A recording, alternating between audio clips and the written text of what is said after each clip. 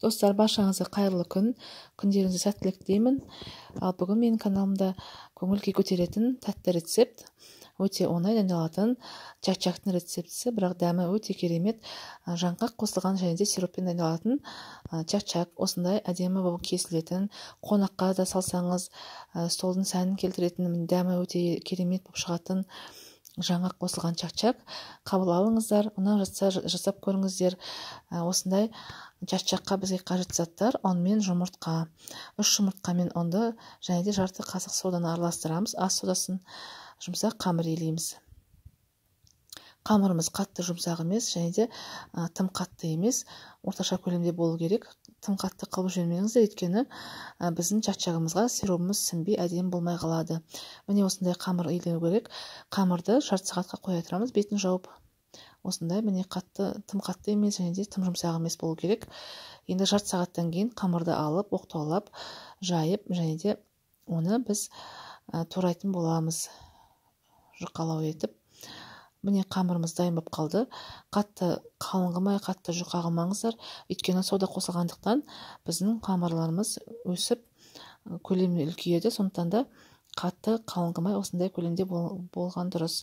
Енді осындай ұзындықта кесіп турап аламыз. Мен бүгін сироппен жасағандықтан кішкене ұзындау қылып турадым, өйткені біз оны қазір формамызға салып, төртбұрышты етіп турап столға тартатын боламыз. Осындай көлемде, міне, қатты жұқа емес, қатты қалың емес болу керек, достар. Енді осы турап алғаннан кейін қызып тұрған майымызға пісіреміз. Мен жартысын пісіріп алдым. Міне, достар, қызартып, жақсылап әдемілеп пісіріп алдым. Енді қалғанын пісіріп жатырмын. Түсін өздеріңіздің қалауларыңыз бойынша мен осындай қатты тым қызыл емес және де тым ақшыл емес қылып пісіремін. Әдемі болып шығады. Чак-чагымызды пісіріп алғаннан кейін сиропымызды дайындайтын боламыз. Сироптың жасалуы өте оңай. Осы чак-чактың рецептін жасап көруге кеңес беремін. Бізге қатты ұнады отбасымызға. Міне осылай 100 грамм суға 200 грамм қантты ертіп, оны 3 минуттай қайнатамыз.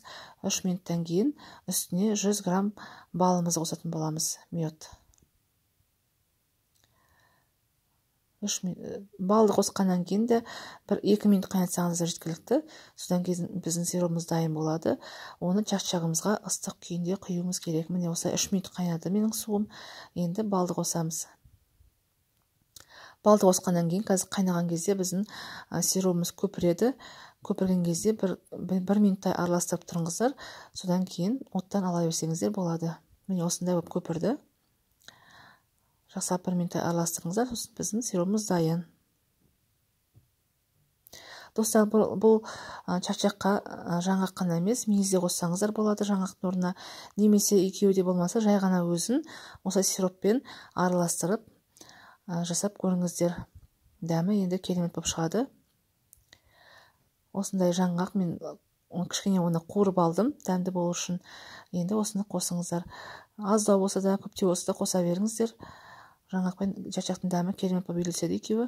Енді осының үстіне ыстықтай сиропымызды құйып, чак-чагымызды араластырамыз.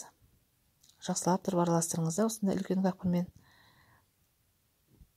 Сосын үйде қандай формаларыңыз болса, менде осының 4 бұрышты форма, қазір көрсетемін сіздерге.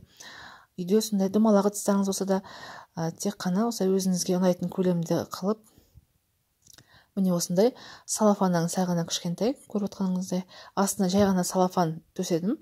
Егер де болса, жаңағы пищевой пленкаларыңыз болса, онымен де істей болады. Астына жабысып қалмау үшін және де біздің чак-чагымызды алуға ыңғайлы болу үшін осылай салафан астына төсеңіздер. Енді осылай қолдарыңызды кішкене сулап, осы чак-чагымызды басып аламыз. Мен, достар, осылай басып, жақсылап формасын келтірдім. Қатты баспайсыздар, кішкене өзің формасын алғанша осылай басып, бетін салафанмен жауып, холодильникке 2-3 сағатқа қоя тұрамыз. Міне менің чак-чактарым жаңағы сиропы барлығы суып, чак-чагым өз формасына келді. Енді осылай салафанға төңкереміз. Өте әдемі болып шықты формасы. Міне осындай чак-чагымыз дайын. Өте керемет болып шықты. Дәмі бізге қатты ұнады. Енді тек қана осылай жасайтын боламын чак-чакты. сгущенкамен де істесеңіздер болады, бірақ ол бұндай форма ұстамайды ол. Міне осындай әдемі болып шықты. Турағаны да өте ыңғайлы, қатып қалған да жоқ қатты. Өте жұмсақ. Қамырларыңыз жұмсақ болса, чатчактарыңыз өте әдемі туралып, және де сиропы жақсы сіңіп, өте дәмді болады. Достар, жасап көріңіздер осы рецептпен. Ұнап жатса астына комментарий жазып қойыңыздар, және де лайк басып қойыңыздар. Достар, егер де сіздерге бүгінгі видеом ұнап жатса, менің каналыма кіріп, басқа да видеоларымды көріп отырыңыздар. Егер де менің видеоларым ұнап жатса, менің каналыма тіркеліп қойыңыздар. Сіздерге ары қарайда осындай қолжетімді тағамдардан тұратын осындай дәмді рецепттер салып тұруға тырысамын. Міне осындай жаңа қосылған әдемі чак-чак қабыл алыңыздар, және де жасап көріңіздер. Ұнайды деген ойдамын барлықтарыңызға. Міне осындай формасын әдемі ұстап тұратын чак-чактың рецептісі. Бүгінгі сіздерге ұсынған осындай оңай рецепт, достар. Ал менің алдағы видеоларымды көре алмас үшін осы видеоның астындағы қоңыраушаны басып қойсаңыздар, сіздерге менің барлық салған видеоларым түсіп тұрады, достар. Соларды көріп отырыңыздар.